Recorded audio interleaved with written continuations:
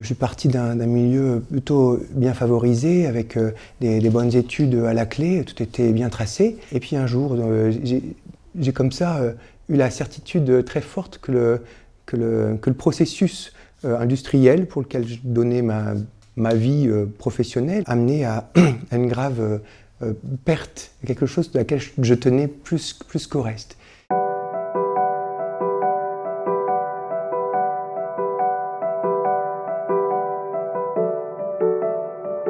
À ce moment-là, je savais que je voulais plus faire ce que je faisais.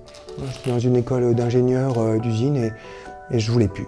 Et le problème, c'est que j'avais un nom très fort qui jaillissait de moi, mais je n'avais pas d'idée précise. Et puis une opportunité s'est présentée de retrouver ma famille qui s'était installée au potager du roi à Versailles et d'avoir un petit lieu pour moi dans cela. Il faut comprendre que le parc de Versailles, c'est 12 km². C'est autant que la ville. Tu as autant de jardins et de parcs que de villes. C'est là où j'ai rencontré la nature. Il y avait quelque chose de cette vérité de la nature qui, du coup, venait m'imprégner. Ça m'a profondément apaisé parce que ça m'a donné le sens du réel. À la fois ce que mes yeux voyaient, ce que mon corps touchait, ancré dans les saisons, dans le temps, et de voir qu'en fait c'était aussi présent dans mon cœur, que c'était présent, que c'était vivant également. Et je n'étais plus un étranger. J'avais le nom pour tout ce que je connaissais avant, mais pour ça, là j'avais un grand oui. Et la volonté d'aller devant. J'ai trouvé un oui. Ça donnait un sens à ma vie. C'est la nature qui a été la seule capable de faire ça. Parce qu'elle est humble, parce qu'elle est offerte, parce qu'elle est toujours donnée, parce qu'elle compte sur moi sans erreur. C'est une pédagogie. Une pédagogie intérieure, l'être détruit, avili que j'étais petit à petit, réapprend ces valeurs de l'humilité, de la relation, du don gratuit, du courage. Il a bien fallu 5 ans avant que je comprenne que la pédagogie avec laquelle la nature habitait mon intériorité et m'apprenait des choses sur moi-même, sur la vie, sur la relation d'amour, de fertilité, de bienveillance, d'abandon aussi, venait du Créateur. Ça paraît bête, mais j'avais jamais fait le lien entre ma foi intellectuelle et la réalité.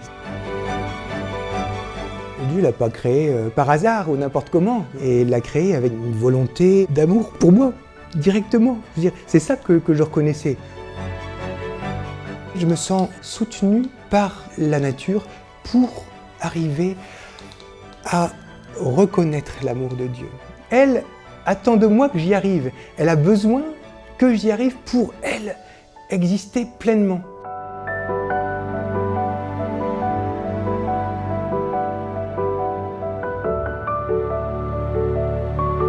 Ma prière de jardinier, c'est que je vais prendre ce jardin, tout cet ensemble d'êtres vivants, pour les faire avancer vers le royaume, vers quelque chose de plus harmonieux, vers quelque chose de plus heureux, de plus paisible, vers quelque chose de plus beau, dans lequel l'homme va pouvoir grandir.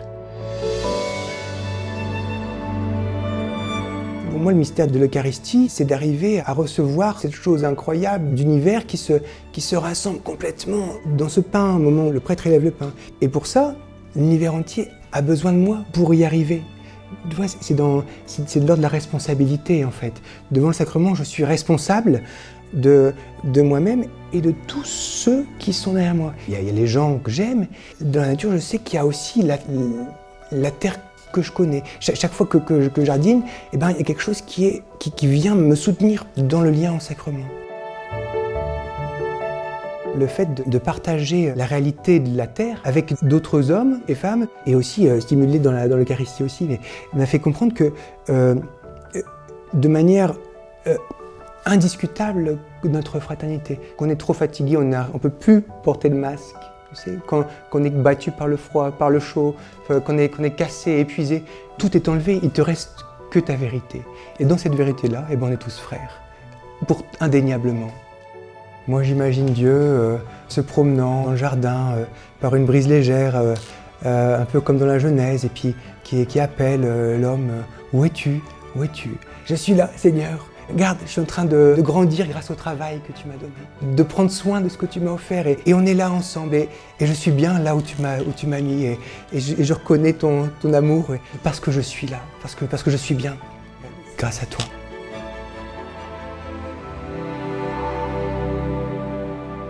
Aujourd'hui, quand on pense aux dons de science, on imagine les laboratoires de chimie, les robots, la recherche scientifique. Et c'est vrai que Dieu, à travers le don de science, aide, soutient cette recherche scientifique quand elle est au service de l'humanité. Mais le don de science, c'est bien plus que cela. C'est un émerveillement devant la création qui apparaît comme un livre ouvert à découvrir. Et pour le croyant, un livre qui nous vient de Dieu. Jean Daniel nous a offert un beau témoignage sur ce que peut être le don de science. Il voit l'harmonie, l'équilibre, la beauté de la nature comme un reflet de l'amour de Dieu pour lui et pour nous. Quand il travaille la terre avec ses mains, pour lui, il participe à l'œuvre de création.